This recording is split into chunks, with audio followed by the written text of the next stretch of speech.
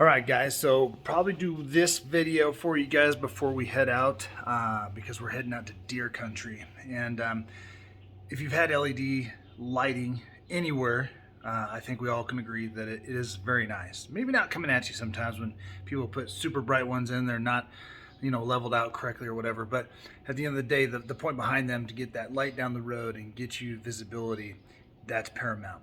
So I'm going to do the front headlights on the 2024 Chevy Custom.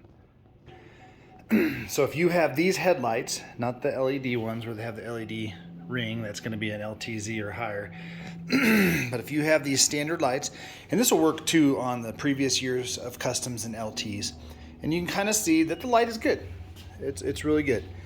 Now these upper lights, I'm not going to change out because the way Chevy and GM does their lighting up here is these work on a dual filament, so they'll have hyper flash, but these are plenty bright for at night. I mean, they are super bright. You would think they're LEDs, they're not, but we'll go from there.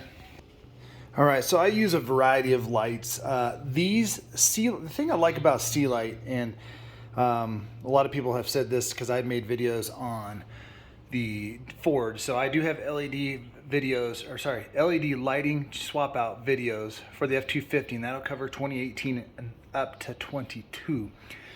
I use Sea Light. The reason why I like using them is not only do they come well packaged, they have a warranty, but Sea Light prides themselves on this series is keeping the CAN bus, cooling fans, and everything the size of the normal bulb, so you don't have to worry about buying extra boots and whatnot. If you've seen some of them, they have like extra CAN buses and links on them and stuff you got to deal with. These are not necessarily going to be that way, okay? Especially when it comes to fitting in the housing.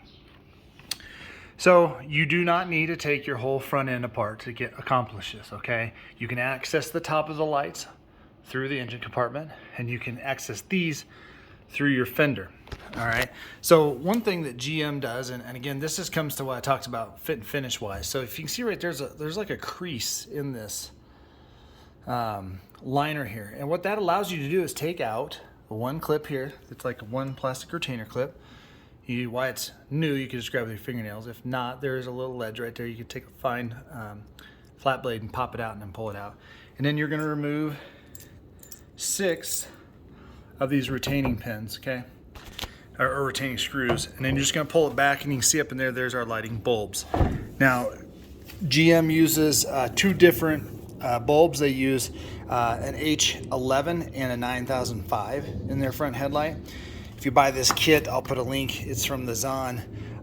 It's, if I remember right, $52. Okay, you're going to pay well over that for just some incandescent bulbs if you step up to like the Sylvania Ultra Blues or whatever the heck they are. Sea Light does not endorse me. They don't pay me to say I like their product. I'm just telling you guys, I've used last fit, I've used $100 bulbs, I've used these at $50, and I use these all over the truck. And I see no difference in quality or longevity, so it's all about saving money because I think we all work too darn hard for it. So let me get this fender pulled back. We'll show you what it looks like inside. All right, once in there, there is a rubber cap mounted on the back of the light right there. And what you're going to need to do is just peel it off. But when you redo it, make sure you get the lip in this little ring. Like that. You're going to reach in, you're going to unplug your bulb here. And then you're going to replace it obviously with the LED. Keep these just in case these would burn out. You have one in a pinch because that'll save you $8 or $9. Do yourself a favor though. Do not touch the filament with any part of your hand. If you have to, you can grab it with like a piece of tissue paper. I mean, I would just try not to touch it, but if you had to, only touch it with something like a piece of tissue paper. More than likely, if you do touch it with your finger and you plug it back on and turn it on, it'll just start smoking and burn out pretty quick. So I do set those aside. All right, so once you get in here, you'll see that they're clearly marked, and that's the thing I like about them. It's just super easy. So this is the 9000 HB3, so now the 9005, the orange tag one. And if you don't know what the heck you pulled out, anytime on the back of the bulb, it says right there, H9. It's probably not going to focus, but if you get a little bit closer there, you can see the rest of the information on there. All right, so those connectors on the back of these bulbs, there's going to be just a little clip. You're going to need to pick it up or push it down, slide it in and out. While it's new, it's going to come out pretty dang easy. And then once you get done, you're going to want to make sure you put all the wiring in there. So I just put the new bulb in. If we cruise around here to the front, see right there, the LED's in. And then we're going to snap that cover off, or back on. So now, the one thing I'll tell you is instead of pulling all the guts out and doing all this stuff, just do one at a time. Take your time, and it won't take that long. All right, guys, so before you put the rest of the boots on, get in here, make sure that the lights are working before you button up everything. And you can just see that is, I hate to blind you guys, but here's the LED, and here's the regular incandescent. There's the high beam on, and then there is the standard. Again, sorry to blind you, but this is the best representation of how much more light we're getting. LED, incandescent, okay?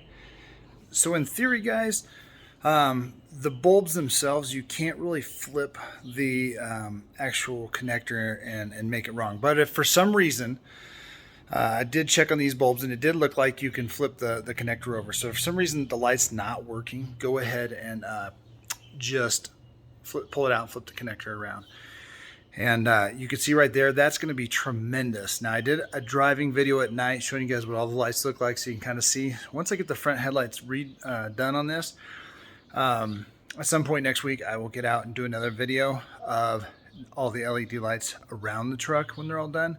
Waiting on a few more bulbs for the rear tail lights.